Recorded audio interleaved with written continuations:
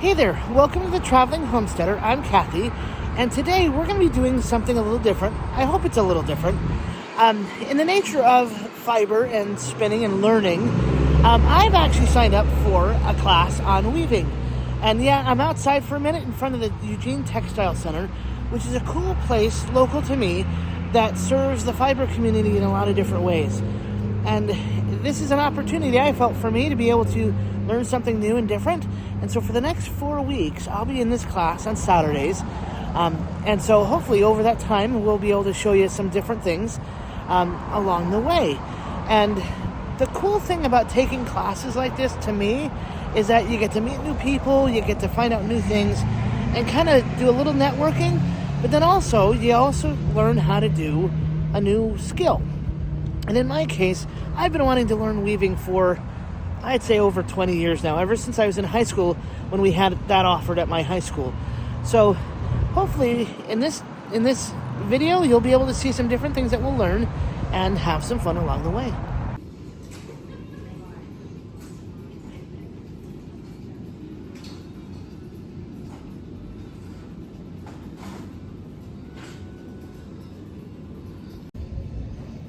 So with our first project, we get to choose 2 different types of yarn for our scarf. And so this is kind of the nice thread or yarn area that we get to choose different things from. And it's really kind of fun to see all the different options that are here and the different qualities and different price range. And when we have weaving, you can see here that they even have different tools that you use. You can start out with a table loom or even like this floor loom. So the cool thing about the Eugene Textile Center is they do have so many options for you, and they even have a website that you can kind of check out. Now I have chosen this blue and green for my first project, and this is, let's say, a wild foot, and it's about 215 yards per skein, which we needed 400 yards total, 200 per skein. It's going to run me about $8 a skein. Now you can go and get different types of yarn and have different prices. Now you can do some variation and have some different results. When we weave, you can see this example here, that this is one pattern that has actually several patterns within it.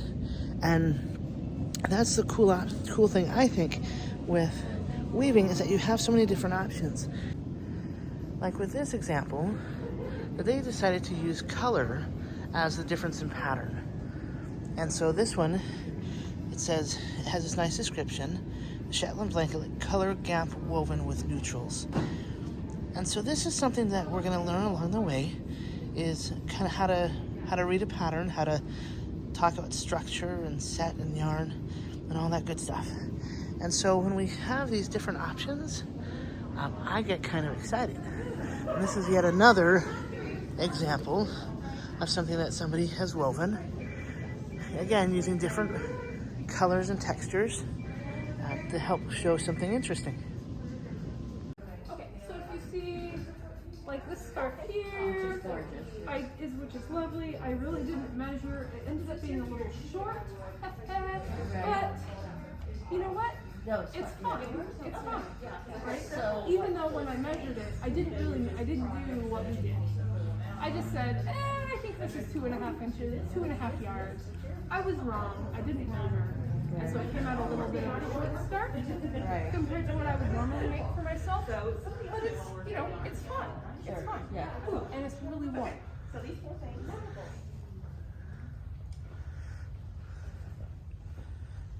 So I guess what I'm saying is, for scarves, don't stress so hard. Okay? Right. Does this length accommodate the length including fringe? The fringe, we're going to kind of subsume into that loom waist. So what we would normally cut off and throw away, we're going to turn it into fringe. So this theoretical 100 inches is 100 inches without thinking about that.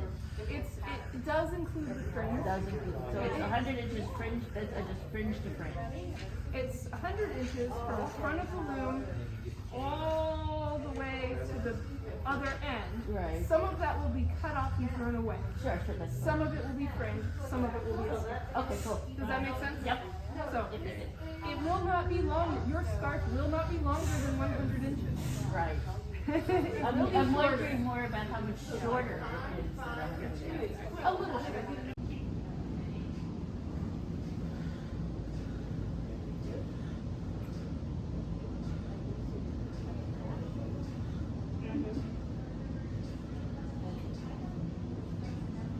So, the string, they have to be on top of each other, though, and not, yeah. Like you can't twist them. We're making right? We're not doing something precise. We have our warp. We need to get it onto our loop. So what we're going to do is we have a bar in the back, and we're going to loop the loop end that we made around this bar. Then, with some other things going on, which we'll go into, but we're going to roll our warp onto the back of the loom, and then we'll have all our cut ends here, okay? And then those cut ends are going to go through these. These things here are called petals. So we're going to just scooch these out of the way.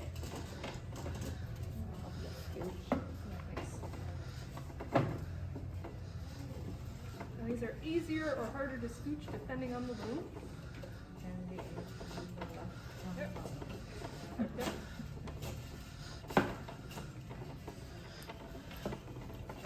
Right, and then from there, it's going to go through, we're going to put it through the, we need to move these out of the way where we're putting the warp on the loom.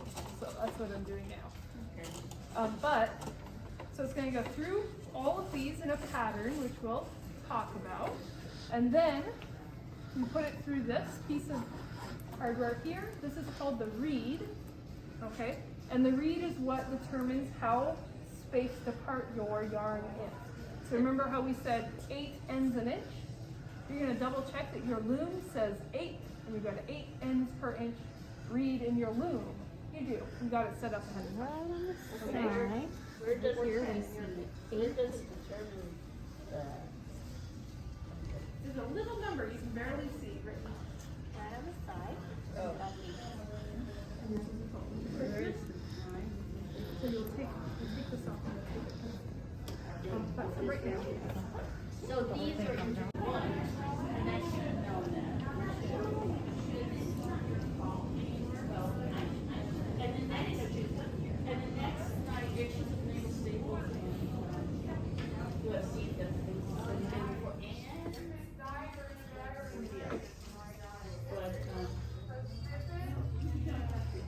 Yeah, I'll look and see if there's what I'll tell you. Those things were not very cost effective. They were great, weren't they? Well, it reminded me that this is the first time I ever did. Okay, so you're gonna press this pedal right here. It's thumb on it. The one on the far right. Okay, now use your hand here. I'm weaving.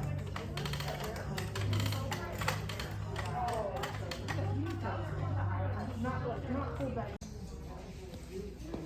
What?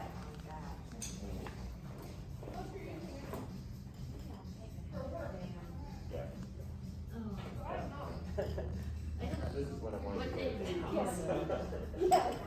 So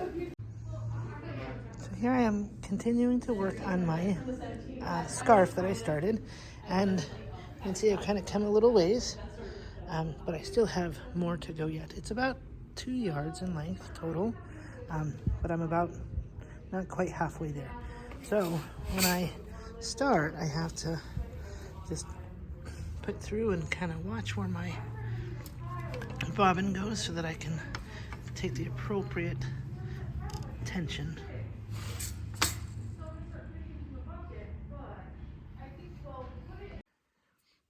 Hey there, so I've started in on my second weaving project, and this one's actually kind of fun. I'm using a little bit different yarn for both the warp and the weft.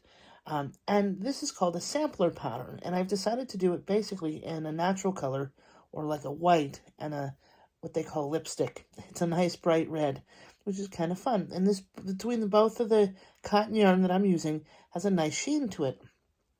And this one is another scarf, again about 8 inches wide. And what I'm learning through this class is that it's actually it's a lot more thinking through, but once you get into the system, into the cycle, it actually becomes very relaxing. And so that's kind of the benefit to me of learning something new, is to not only learn how to do something, but as I was talking with some other ladies in the class I was taking, it's enabling me to see how things are made and appreciate things that are more complex. And so sometimes you see people who are making things and you say, oh, I can make that. That's easy. But in reality, when you start learning how to do it and you see the process that it takes to make something, whether it's food or weaving or knitting or, upholstery or, whatever, making clothing or anything like that. Sometimes we can think that we can do something when we don't have that ability. We learn when we are making our own things if we have that ability to do something, or if we even have the time to do it. So, like I like to mention, is that learning something new allows you to know how to appreciate somebody else's work, but also learning what you like to do and not. And in this case, for this particular thing, I really enjoy weaving. I enjoy seeing how to do different things. So in this particular project, this is where I am on my project. I've been working on it a little bit. And so you can see that there's like one pattern here. And then as I moved along, there's another pattern here. And then there's yet another pattern there. And there's actually about 6 different patterns that I've been practicing on this particular piece. Now, as we've been working on this, we can see that not only am I weaving the weft across this way, but the warp is the white yarn there. I had to learn how to not only put that through and know which pattern to use in these petals here, or which allows me to then press the right foot pedals down here to get the correct pattern here. So this whole process through the first project and now this project has been a really kind of eye-opening experience.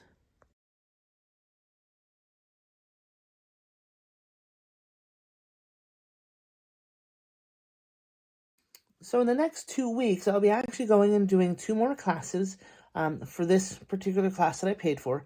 And I'm actually really looking forward to it. And today happens to be Friday, and I'm going to go in tomorrow for my 3rd class on Saturday.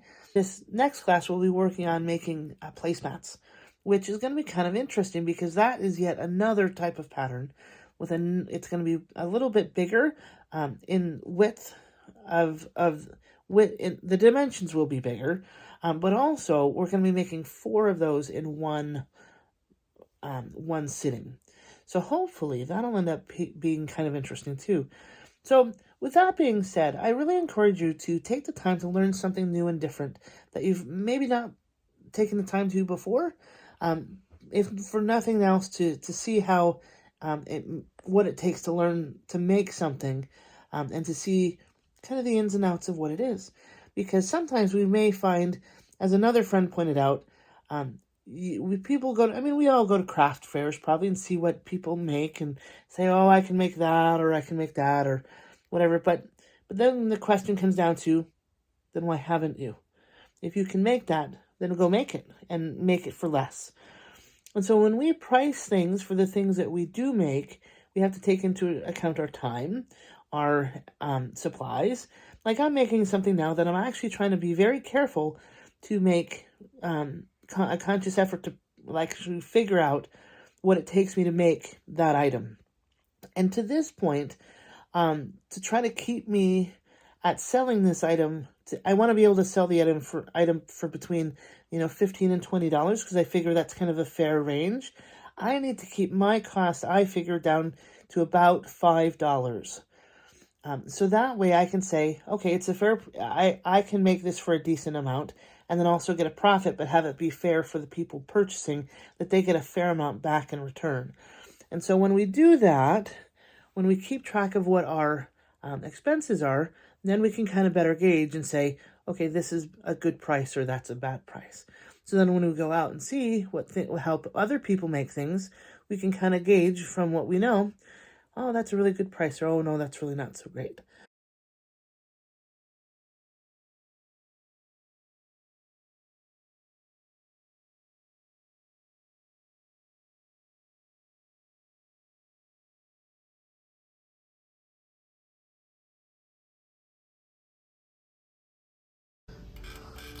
So this cool little tool helps us thread our bobbins that go within the shuttle that we weave with across the weft.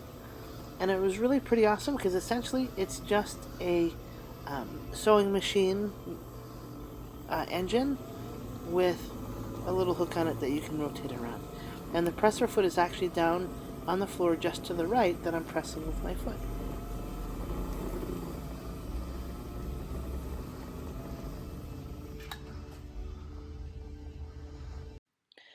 On our last day of class, we had another teacher named Rob who was here, who ended up sharing with us a lot of new and different things that we hadn't seen in our classes before. One of them was a program that you could use to create your own patterns if you wanted to make your own patterns, but you could also get patterns from various magazines and books. But he also shared different types of weaving you can do on the types of looms that we used, which were mainly 4-shaft looms. There are also looms that are 8-shaft and 12-shaft, but the things that he showed us were some of these items listed, and it was pretty awesome to see the diversity of what someone could weave on a loom like we were using.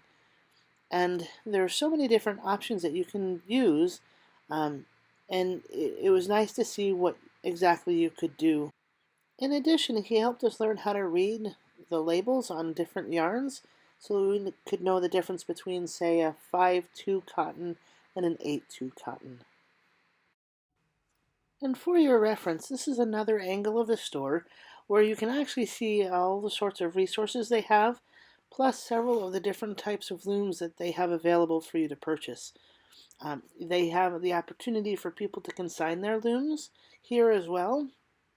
So that's why they're able to have such a nice variety of looms, both new and used. There are countermarch looms, there are jack looms, there are floor looms, there are table looms. They have a real nice variety, as you can see, both in color and in size and in type of loom. And so the Eugene Textile Center really is a great resource for both learning and for product. I'm just going to do a little plug here for the Eugene Textile Center. I really enjoyed taking my class with them, but also in other times when I've come to visit them for other products, not even a class, I've really found that they are knowledgeable, helpful, and really easy to work with. They really want to help you, the customer, learn how to use their products or even any other products that you might purchase. So you don't have to necessarily purchase from them, but they're a great learning resource. They just are really willing and engaging and want to help you learn whatever you can about fiber and weaving and all that sort of thing. So if you have the opportunity to check out things with Eugene Textile Center, I'd really suggest kind of checking them out, because as you can see, they have a really nice selection of a variety of weaving products. They do specialize mainly in weaving. That's why they have such a great selection of looms and yarns and threads for weaving. But they also have spinning products for like spinning wheels and drop spindles. So they have a lot of options for people to do that, to get engaged in the fiber arts.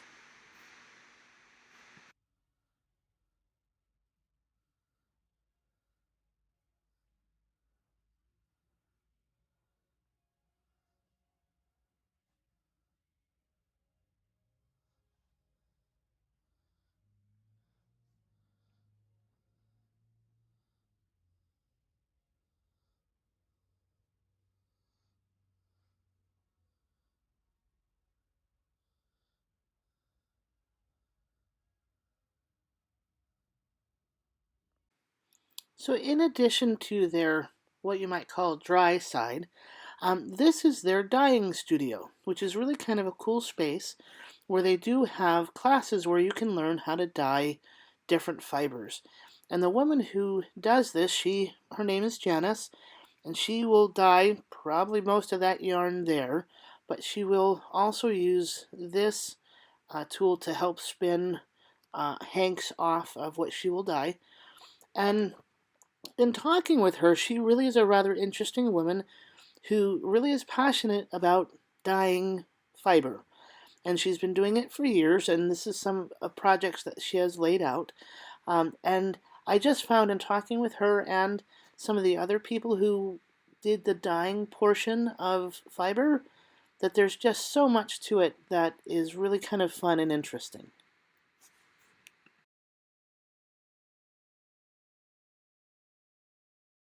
And now that we've come to the end of our video on weaving, I just wanted to give an added plug for something that my teacher Susanna and I got talking about. As we got talking, we both agreed that learning new and different skills is a good thing, and it's a needed thing, kind of to help us keep going. But the importance of learning from somebody who knows that skill is really important. Like, I went to her to learn weaving, and I could have gone probably any myriad of places to learn this skill, but this particular opportunity happened to land at the Eugene Textile Center. Now, you could go learn just about anything on YouTube. You can learn all sorts of stuff. My goal is to be able to help people learn what they enjoy doing to help themselves become more self-reliant, which also means being able to go local to yourself. So like, for example, I'd mentioned in a couple of other videos about shopping local, growing your own things, going to CSAs, farmers markets, all that sort of stuff. By doing that, you're supporting your local economy, and you really know where your product is coming from. And I think that's really important now that we don't have, we've a lot of times in general, the general we has kind of lost track of where our stuff comes from. And so if you have the opportunity to go learn from somebody local how to do something, that is all that much better. So when given the opportunity, I hope you will take the chance to learn something new, whether it's weaving or cutting hair or changing your oil or anything, from learning from a friend or from someone local. Like in my case, I was able to meet Susanna and a couple of other neat people through the Eugene Textile Center, and they were pretty awesome people. And now I've actually, two of the classmates I had were kind enough to give me their phone numbers, and we can kind of chat some more because we got along so well. So that's the exciting part to me about taking classes, is meeting people. And sometimes, I know for me, I've just gotten kind of in my little hole, in my little world, and so meeting people I enjoy in an activity that I came to enjoy is really kind of a nice perk to life. So I'm going to kind of make a challenge to you that if you have an opportunity to learn something new and different to yourself, whether, like I said, it's weaving or something else, that you take that chance to learn how to do that. Now, know your budget, know what you're willing and wanting to learn. In my case, this particular class did cost, I want to say it was about $290 for the class, plus supplies. But I learned so much from it that I'm glad I did it. And now I'm actually wanting to go and get a loom of my own and continue doing it at home. So that's the kind of thing that I wanted to get out of the class, to know if I liked it enough or not to continue doing it on my own. So I challenge you to do that. And if you find that there is something that you want to do, put it down in the comments. See what resources might come of that maybe we can all share with each other, how to find how to find what we want to do, or who to connect with that you might be able to do that. So if you haven't already, please subscribe. Click the subscribe button below and take the time to leave a comment, leave any questions that you like. And remember that, like many other YouTube channels, this channel needs to grow. And it would be nice if you shared this with somebody else so that you can kind of know who else is going to be out there doing things. So if you can share this with someone else, that would be awesome. So thanks for stopping around the Traveling Homesteader, and I hope you come back again soon.